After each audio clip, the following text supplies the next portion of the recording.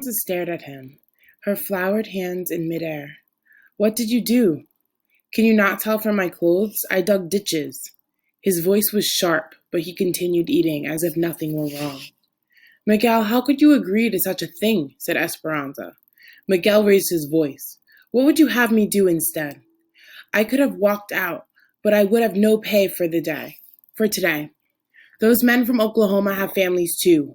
We must all work at something or we will all starve. A temper Esperanza did not recognize raised to the surface. Then, like the irrigation pipes in the fields when the water is first turned on, her anger burst forth. Why didn't your boss tell the others to dig the ditches? She looked at the dough she was holding in her hands and threw it at the wall. It stuck for an instant and then slowly slid down the wall, leaving a darkened trail. Isabel's serious eyes darted from Miguel to Esperanza to Hortensia. Are we going to starve? No, they all answered at the same time.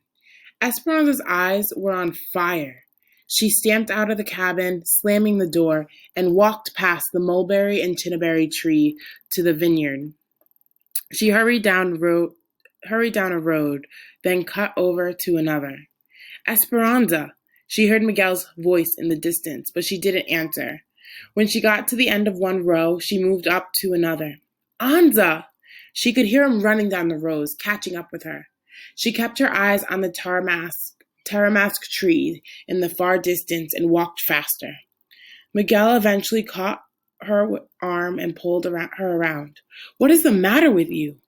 Is this the better life that you left Mexico for? Is it? Nothing is right here.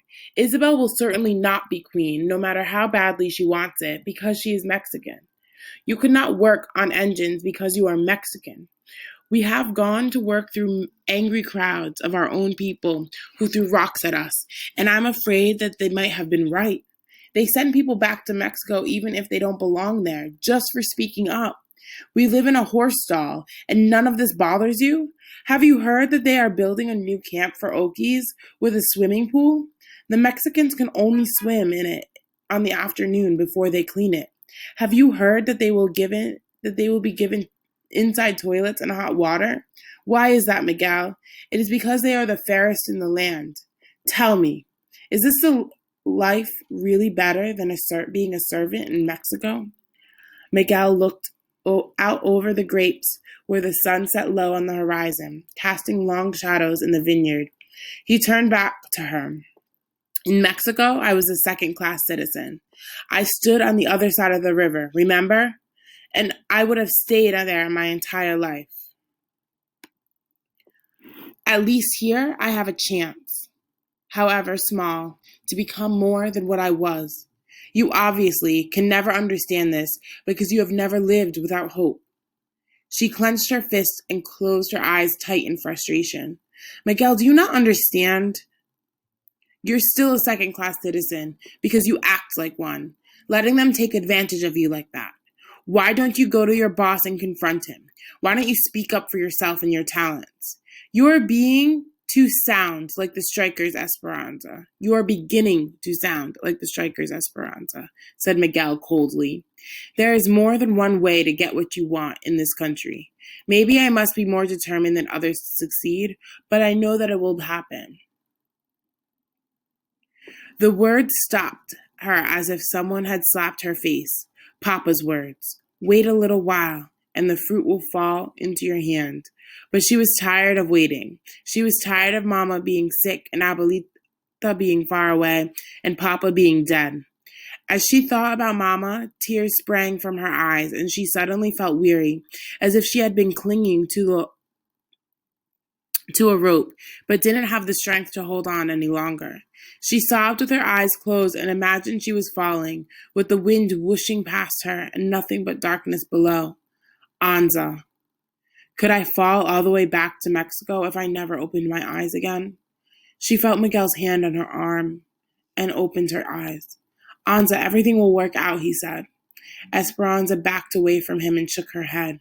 How do you know these things, Miguel? Do you have some prophecy that I have not? I have lost everything, every single thing and all the things that I was meant to be. See these perfect rows, Miguel? They are what they are like what my life would have been. These rows know where they are going, straight ahead. Now my life is like the zigzags in the blanket on Mama's bed. I need to get Abuelita here, but I cannot even send her my pitiful savings for fear my uncles will find out and keep her there forever. I pay Mama's medical bills, but next month there will be more. I can't stand your blind hope. I don't want to hear your optimism about this land of possibilities where I see no proof. As bad as things are, we have to keep trying. But it does no good. Look at yourself. Are you standing on the other side of the river? No, you are still a peasant. With eyes as hard as green plums, Miguel stared at her, and his face contorted into a disgusted grimace. And you still think you are a queen.